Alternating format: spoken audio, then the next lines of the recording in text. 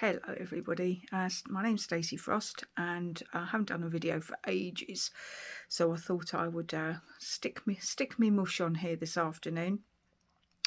I was just having a little meditate actually, and I got some interesting information, and it was about power, and it was really just a little statement that went off in my head, saying that those that sort of fear power are really those that think they're going to lose it.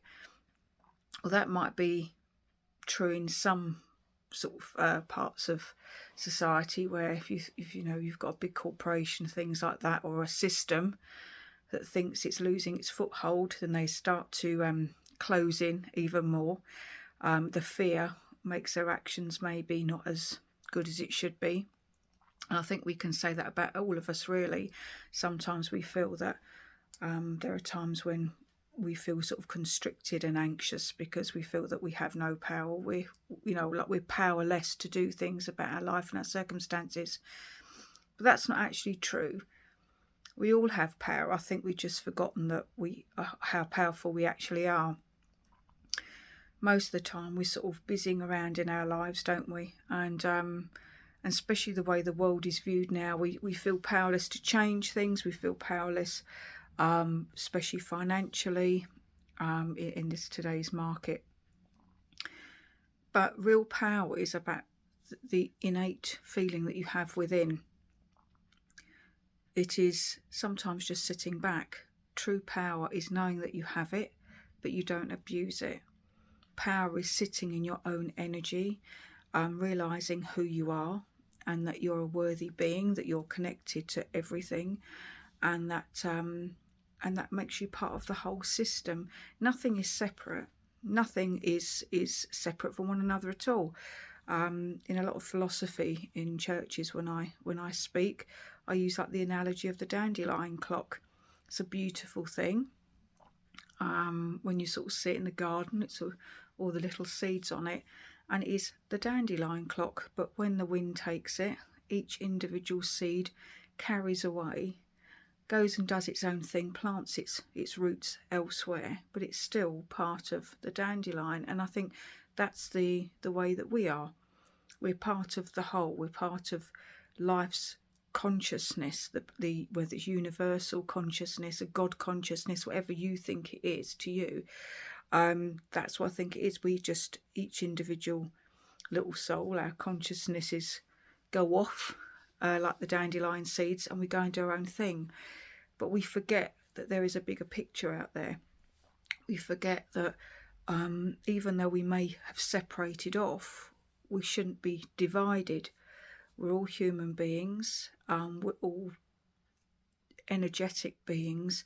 We're all capable of the same emotions. We're all capable of the same feelings, the same grudges and joy, happiness, laughter. And we all want the same thing. And that is really to live in a comfortable world, with love, with family, with friends, to live in a way that makes us feel happy and glad that we're here. And I know it's very difficult for some people because it's not always like that at the moment. And that's what I say, when you take your power back, when you sit back and realise that sometimes we try to change things and worry about things that we can't. We can't change things outside of us. Everything is outside of us. The only thing we can change is how we deal with it with our own power and wisdom. And that is where we sit in maybe just silence for a few moments and just ask yourself, what really is the perspective that I'm seeing? Is it, that I'm trying to take on more than I need? It's like when you hear things on the radio or on television and you start getting, angry about it and upset about it. There's nothing physically most of us can do. So sometimes you have to say, with love and light, we just have to sit back. Your perception is only what outside influences are giving you. If you change your perception, the way you think, the way you feel, you realise that a lot of these things are just stressing the body out, stressing the mind out. and they're actually draining you of that life force, that power that you do have. What it does, it cloaks it. You can't recognise that you've got it.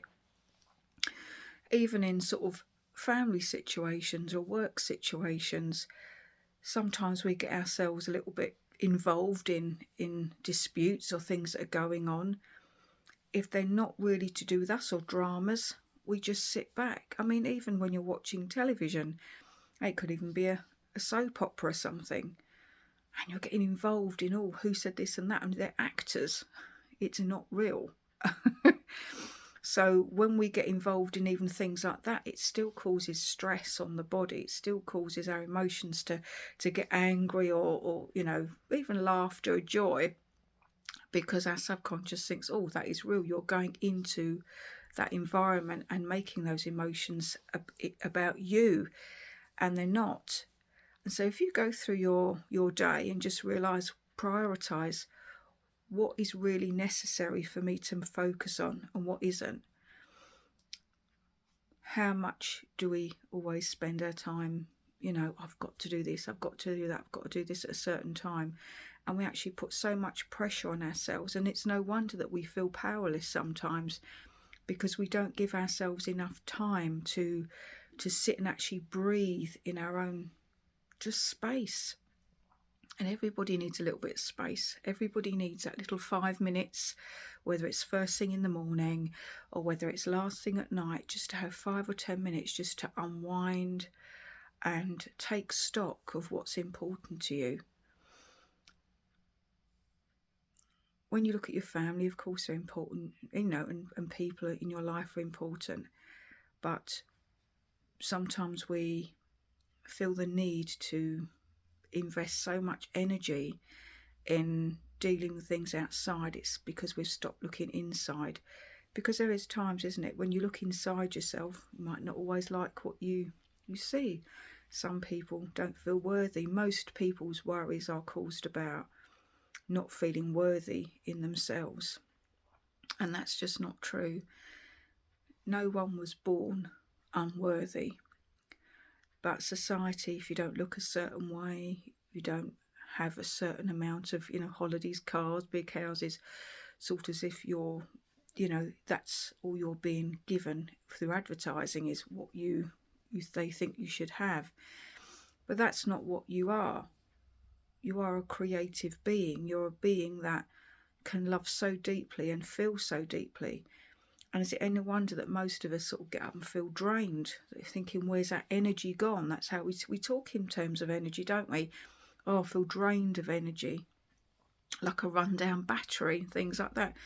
And that's really what we are. But we instead of draining each other and draining ourselves, we have to start thinking about investing back into ourselves to build that energy up and that is sometimes stepping away from things that no longer serve you, that you can't change, and that letting go can be such a release on the body as well. Just taking that breath and thinking, oh, do you know what, that actually really doesn't matter.